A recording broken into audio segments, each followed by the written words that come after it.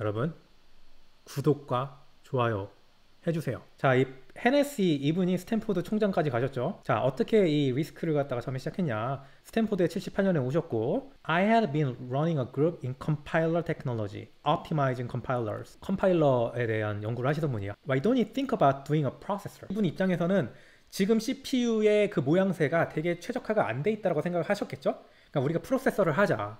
프로세서를 새로 디파인 하면은 훨씬 더 좋을 것 같다. 이런 인사이트가 있었던 겁니다. One quarter graduate level brainstorming class. 그러니까 한 학기. 이 스탠포드는 쿼터제죠. 1년에 4개 학기가 있는데, 그러니까 4분의 1년 학기, 거기에서 graduate level이라고 하면은 대학원 수준에서의 그 브레인스토밍 하는 그 수업을 했대요.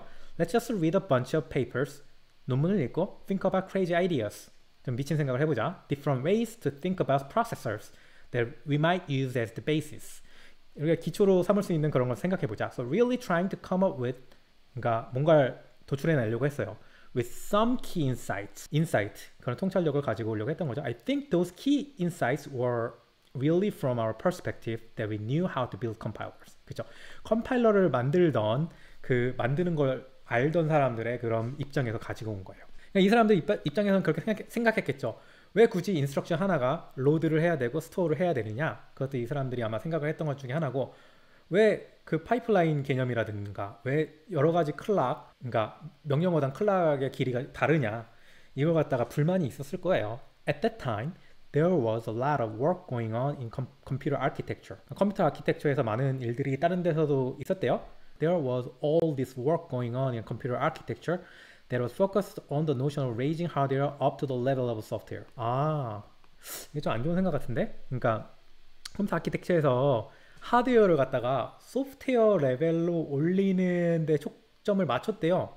그러니까 그게 시스크죠. Well, having worked on optimizing compilers, our view was quite different. 우리는 컴파일러에 대해서 이제 옵티마이즈를 하다 보니까 생각이 좀 달랐다는 거죠. 그러니까 옵티미제이션을 하려면은 하드웨어는 진짜 제일 기본적인 것만 줘야 되고, 나머지는 똑똑한 컴파일러가 거기에 최적화해서 만들면 되는데 왜 한번 만들면 바꿀 수 없는 하드웨어에다가 소프트웨어를 만들어 놓느냐, 이 얘기를 하는 거예요. So what we wanted to do was optimize the boundary so that the overall performance of the hardware on the software system was optimized. 하드웨어가 할 수 있는 일과 소프트웨어 사이에 그 선을 어디에 긋느냐, 그 바운더리를 정하는 거에 대해서 옵티마이즈를 하고 싶다는 거죠. We were almost thinking about compiling down to the level of microcode. 시스크 같은 경우는 컴파일을 하게 되면 나오는 그 코드가 복잡한 명령을 수행하는 이미 또 다른 소프트웨어 정도 개념이라면, 이 사람들은 컴파일러를 만드는 사람으로서 CPU의 가장 로우 레벨 그 마이크로 코드까지 컨트롤을 하고 싶은 거예요. 그럼 옵티마이즈가 되니까. Were there any sacrifices or decisions to be made in the formation of the instruction set? We decided early on that the machine should be pipelined, that it should aim for single cycle instruction. 자, 이거 계속 리스크의 철학 1번. We quickly saw all the advantages of single cycle execution in terms of not having to deal with instructions which we get page faults in the middle of them or interrupts in the middle of them. 그러니까 무슨 얘기냐면, 명령어가 수행을 하다가 긴 명령어야. 막 10클락 사이클짜리 명령어인데 9클락까지 갔는데 이게 프로그램이 거기서 중단이 될 수가 있대요. 손해잖아요. 근데 똑같은 일이 일어나더라도 싱글 사이클이면 어차피 프로그램은 한 사이클에 끝나니까 한 사이클만 손해를 본다는 거죠. 시스크 같은 경우는 긴 사이클의 명령어를 수행하고 있으면은 그 페널티가 크다라는 얘기 같죠. We are now in a post-RISC era with most CISC chips performing one instruction per cycle and most RISC chips including more commands, so that the differences between the chips aren't as significant. 그러니까 시스크도 리스크에서 뭘 차용하고 리스크도 시스크에서 차용을 하니까 뭐 두 개 차이가 안 크지 않냐? 뭐 이런 얘기를 하는데, Well, I have a different point of view. 자기는 동의하지 않는데요. The only remaining sister architecture per se is Intel x86 architecture. 이게 유일한 아키텍처라고 했죠. All the rest have sort of vaporized. 다 망했고 나머지는 that alone says something. 인텔 프로세서만 한 개 딱 남고 다 사라진 거가 뭔가 얘기한다는 거예요. 그러니까 자기 생각에는 그건 뭐 쓰레기다 뭐 이런 얘기겠죠. 되게 점잖게 표현하신 건데, I think that market presence is primarily what kept the x86 alive. 제가 아까 말했죠. 인텔은 x86를 갖다 계속 컴패터블하게 만들지 않으면 안 돼요. 왜냐면 PC 시장이라는 게 이 x86에 대해서 이미 만들어졌기 때문에 start over, 그러니까 ground up을 할 수가 없는 거예요. 이 당시 인텔이 새로운 프로세서를 만들면은 개발자들을 설득해 가지고 소프트웨어를 새로 컴파일 해야 되고 컴파일러 환경을 새로 만들어야 되고 그 프로세서에 맞는 메인보드랑 모든 칩셋, 서포팅 하드웨어를 갖다 다 다른 회사랑 협력해서 만들어야 되고 그리고 이제 PC 메이커들도 기존에 있던 인텔 칩이 아니라 새로운 인텔 칩에 맞춰가지고만 이제 PC를 팔게 해야 되는데 이거 안 되죠. 그 리스크가 엄청 큰데 뭐 10개의 다른 회사를 갖다 다 모아가지고 우리 사활을 걸고 이거 한꺼번에 하지 안 되죠. 근데 애플은 다 하잖아요, 그거. 그러니까 자기들이 다 해가지고 만들고 심지어 소프트웨어 OS까지 만들기 때문에 OS단 그리고 거기서 최적화해가지고 기존 것과 백워드 컴패티블하게 거의 만들어가지고 팔 수 있으니까 가능했던 거죠. But even if you look at the modern implementation, the way they work is they take the x86 instruction set and translate it into micro instructions. To these things they call micro operations, which are basically with instruction. Is that I believe that microcode did work in runtime that could be done in compiler time. 인텔 같은 경우는 런타임, 그러니까 실제로 CPU가 동작할 때 CPU 자체가 하나의 명령어를 마이크로 코드로 쪼개가지고 실행을 한다는 리스크처럼. 그래갖고 그 오버헤드가 생기는 거죠. 두 개의 인스트럭션이 있을 때 얘네들이 각각 마이크로 코드로 변환이 되는 거지 이 전체 마이크로 코드가 변환이 된 다음에 최적화를 할 수 있는 거를 못 한다는 거예요. What it really does is interpret the instruction set from one level to another level. 그러니까 to this micro level, well, that's stupid. 제 하는 얘기가 그 얘기죠. Because it's stupid to work in runtime that you could do in compile time. Right? 그쵸? 컴파일 타임에서 하는 거는 그러니까 이게 진짜 바보 같은 게 컴파일 타임에서 한다는 거. 컴파일러는 프로그래머가 한 번 돌려요. 그러고 이제 사용자는 절대 이 additional task를 안 해도 되니까 실제로 전기를 조금 쓰는 거고 CPU도 그런 기능을 안 해도 되니까 더 작다는 거죠. 컴파일러가 개발자가 한 번만 하면 되는 것 같다가 그 똑같은 일, 컴파일러가 해주는 그 일 태스크를 갖다가 CPU가 매번 해야 되는 거예요. 그만큼 전기를 더 먹지. So that's really the way a modern x86 works. 그러니까 지금 X86 까고 있죠, 교수님이. 인텔도 새로운 아키텍처를 트라이하는 게 스마트할 것 같다. They took the x86, which was designed to be a 16-bit machine, and they cobbled it to a 32-bit machine. 자, 그러니까 원래 60bit, 그러니까 16비트 머신을 만든 것 같다가 이제 32비트로 이제 어떻게 했고 계속 가고 있죠. It's another hack to make it a 64-bit machine, which is where they need to be move on. 그러니까 지금 64비트 나오기 전인데. 이때 이미 이 교수님이 말씀하시기를 얘는 64비트 가려면 어차피 또 한번 핵을 해야 된다. 그러니까 백워드 컴패티빌리티 계속 가는 게 이게 이제 문제가 많다라는 거예요. So there are good reasons for them to think about new architecture. 그래서 이 당시 이미 이분은 인텔이 새로운 아키텍처를 시도해야 된다고 얘기를 했죠. 자, 여기 정리를 했습니다. 제가 일단 CISC라는 거는 Complex Instruction Set Computer라고 하는 거고요. RISC는 Reduced Instruction Set Computer라고 하는 건데 아마 제 생각에는 리스크가 나오기 전까지는 시스크란 용어도 없었고 그냥 리스크가 나오면서 이렇게 두 가지로 부르지 않았나 싶어요. 리스크는 그 인스트럭션이라고 하면 이제 컴파일을 했을 때 CPU한테 주는 명령어가 있어요. 기계어를 갖다 쓰면은 그게 명령을 수행하는 최소 단위예요. 시스크의 인스트럭션, 그러니까 컴파일을 해가지고 CPU한테 야, 너 더하기를 해.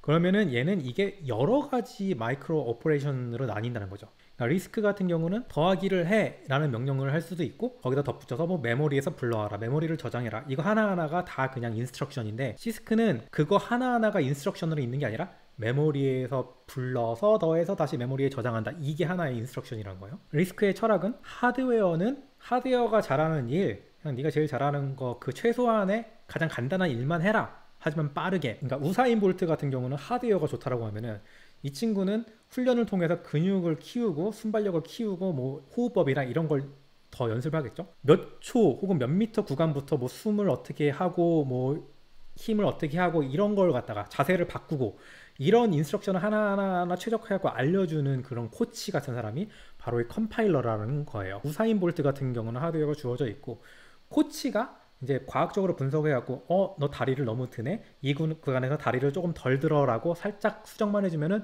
기록이 좋아질 수 있고, 이런 반면에 시스크 같은 경우는 그런 코치가 없어요. 우사인 볼트가 자기 혼자 다 하는 거예요. 근데 그리고 자세도 절대 교정을 할 수가 없는 약간 그런 플렉서블함이 없는 그런 머신이라고 보시면 되죠. 시스크 같은 경우는 그 명령 하나가 실제로 여러 개의 작은 명령으로 쪼개져서 수행이 되죠. 미들맨이 필요하고 번역기가 그 하드웨어에 같이 들어있는 거예요. 명령어를 실행할 때마다 그 번역가가 일을 해야 돼요. 번역 일. 그러니까 시스크는 전기도 더 먹어야 돼요. 번역하는 애도 밥을 줘야 되니까. 마우스가 움직였다 그러면은 또 컴퓨터의 어느 부분은 이제 그 마우스를 처리하기 위해서 잠깐 멈춰야 된단 말이에요. 그런 걸 이제 인터럽트라고 부르는데, 일이 발생했을 때 페널티가 커요. 왜냐하면은 시스크 같은 경우는 더하기를 할 때 메모리 불러오고 곱하고 메모리에 다시 돌려야 되는 일만 남았는데, 이미 두 사이클을 갖다가 일을 했는데 여기서 끊겨버려. 그럼 이 전체 명령어 하던 게 날아가고 처음부터 세 가지 일을 해야 되는 반면에, 리스크는 애초에 인스트럭션이 되게 자잘하게 나눠놨기 때문에 게임으로 치면은 세이브 포인트가 많아요. 중간에 게임기가 뻥 나가지고 뭐 껐다 켜져도 가장 최근에 세이브했던 데부터 시작할 수 있는 거고, 시스크는 1시간 전에 세이브했던 데서 다시 시작을 해야 되는 거죠. 시스크의 장점이 어셈블리어로 프로그래밍하기 좀 더 편하다. 요즘에 어셈블리어 아무도 안 쓰죠. 그리고 프로그램 크기가 작아서 메모리를 적게 차지하는데, 어차피 메모리 똥값 됐고, 그리고 프로그램 크기 비중은 어차피 게임 같은 거 예를 들면은 뭐 그래픽 그런 매테리얼에 비해서 뭐 얼마 있지도 않아요. 그러니까 의미도 없다, 그런 말을 하는 거죠. 그렇다면 왜 시스크가 PC 시장을 점유했냐? 인텔이 처음부터 시작할 수 있는 용기가 없었다. 이미 가진 마켓을 갖고 가는 나이브함이 있었다. 저도 이제 대학교 때 거의 20년, 15년 전에 공부할 때 삼성 이런 데도 우리나라 기업도 CPU를 만들 수가 있는 기술이 있고, 내가 배워보니까 CPU 만들 줄 알아요. 만들면 돼. 여기 책에 나온 거, 좋은 개념들, 그리고 새로 논문에 나온 거, 뭐 특허 그냥 그런 다 읽어가면서 만들면 만들어요. 그죠? 그걸 돈 벌려면 뭐 특허 이런 것 때문에 뭐 문제는 있을 수 있겠지만 설계가 어려운 건 아니죠. 뭐 실제로 만들면 이제 뭐 자잘자잘한 문제가 훨씬 더 많이 있고 복잡하지만, 기본적으로 이 이론이라든가 이런 거는 누구나 만들 수가 있는 거죠. 왜 미국의 다른 기업도 인텔에 대항해서 새로운 기업이 나오지가 않고 삼성도 왜 CPU를 만들지가 않느냐? CPU만 만들면 되는 게 아니라 그 CPU의 인스트럭션 셋에 맞게 컴파일러도 만들어서 개발자들한테 나눠줘야 되고, 근데 그 개발 환경이 되게 어렵고 불편하면 이 사람들이 만들지도 않죠. 쉽게 만들어야 되고, 그것도 엄청난 노력이 들어가고, 어떤 득보 회사들 10개가 각각 10개의 다른 CPU를 만들었는데, 얘네들 얼마가 팔리지도 모르는데 마이크로소프트가 그 일일이 CPU 하나에 맞춰갖고 컴파일을 새로 해줄까? 어림도 없죠? OS가 없는데? 그러면은 어떻게 소프트웨어 회사들은 컴파일을 또 어떻게 해요? 안 되죠. 모바일이 나오면서 새로운 시장, 어차피 모바일에서는 인텔의 CPU가 힘을 쓸 수 없었어요. 전력 소모 때문에. 전력 소모가 적은 약간 리스크 프로세서 쪽에서 먼저 모바일에 정착을 했죠. 그게 뭐 퀄컴의 스냅드래곤이라던가 뭐 애플의 A 시리즈 칩, 삼성 엑시노스 이런 거죠. 그런 이유가 있었던 거죠. 근데 이제 애플이 M1 프로세서를 만들었다. 마케팅 용어로 컴퓨터보다 강력한 모바일 프로세서, 이렇게 하면 이제 PC를 갖다 쓰는 사람들은 기분이 안 좋죠. 내 PC보다 이 훨씬 뭐 제한된 것 같은 이 모바일 프로세서가 뭐 더 좋다고? 말도 안 되는 소리. 리스크는 시스크를 이길 수 없다. 벤치마크를 돌려요. 벤치를 돌렸으면은 리스크가 무조건 벤치가 더 유리하게 나올 수가 없다. 실사용은 시스크가 짱이다 라고 말을 하는데 말이 안 돼요. 리스크가 무조건 더 좋을 수밖에 없고요. 근데 사람들이 실생활에서 봤을 때 리스크가 더 안 돌아갔다? 뭔가 성능이 안 좋게 나왔다. 그건 이유가 하나입니다. 소프트웨어 회사가 제대로 시작을 안 해줘서요. 버추얼 머신, 가상 머신을 돌렸거나 그럼 심각한 페널티죠. 근데 똑같이 소프트웨어가 그 프로그램을 지원을 해준다. 새로운 아키텍처에. 이번에 애플이 한 거 M1 같은 경우는 이제 디벨롭먼트 키트도 일찍 배포했고, 수많은 메이저 소프트웨어 회사들이 이제 새로 컴파일을 했는데 성능이 엄청나다고 얘기를 하죠. 애플이 쏘아 올린 이 신호탄, 인텔과 AMD 진영을 위협할 수 있는 신호탄이 터졌는데, 이로 인해서 마이크로소프트도 이런 데에서 돌아갈 수 있는 최적화된 OS를 공급할 수 있으면 좋겠고요. 그게 되면 또 뭐가 가능하냐? 퀄컴이나 혹은 삼성 같은 데서도 지원하는 그런 엑시노스라든가 그런 스냅드래곤 같은 프로세서를 PC 성능, 그러니까 데스크탑 클래스의 그런 프로세서로 만들면 되는 거죠. 그리고 절대 모바일 프로세서가 데스크탑 프로세서보다 느렸던 이유는 이 아키텍처가 리스크였기 때문은 아닙니다. 전기를 조금 써서예요. 여러분들도 새로운 테크놀로지가 나오면은 그냥 부정적으로 삐딱하게 생각하는 사람들이 일단 많아요. 왜냐하면은 내가 잘 모르는 분야고 뭔가 싫고 괜히 애플이 하면 재수가 없으니까, 예를 들어 그런 마인드를 가진 사람들은 나중에 이불킥 찹니다. 다른 유튜버 얘기하기 좀 뭐하지만 라이너스 같은 경우가 저는 좀 지금 이불킥 분위기로 가는 것 같다고 보고요. 반면에 이럴 때 발맞춰서 소프트웨어 개발자면은 우리 프로그램을 뭐 M1 맥에 대해서 한번 시도를 해보겠다. 그럼 훨씬 더 성능이 좋아지고 경쟁사보다 좋은 성능이 나온다. 그러면은 더 많은 시장을 개척할 수 있는 그런 게 있겠죠. 그러니까 사람의 애티튜드가 중요하다고 봐요. 뭐든지 장단이 있지만 일단 좋은 거를 보고서는 가능성을 먼저 이밸류에이션 하는 게 좋은 자세가 아닐까라는 생각을 하면서, 오늘 리스크와 시스크 녹화만 1시간 45분인데 이거 10분으로 줄이려고 하는데 좀 걱정입니다. 여러분들 다음번에는 이왕 얘기가 나왔으니까 캐시에 대해서 얘기를 할 거예요. 제 전공 분야는 아니지만 그래도 20년 전에 메모리를 살려서 최대한 쉽게 한번 얘기를 해보도록 하겠습니다.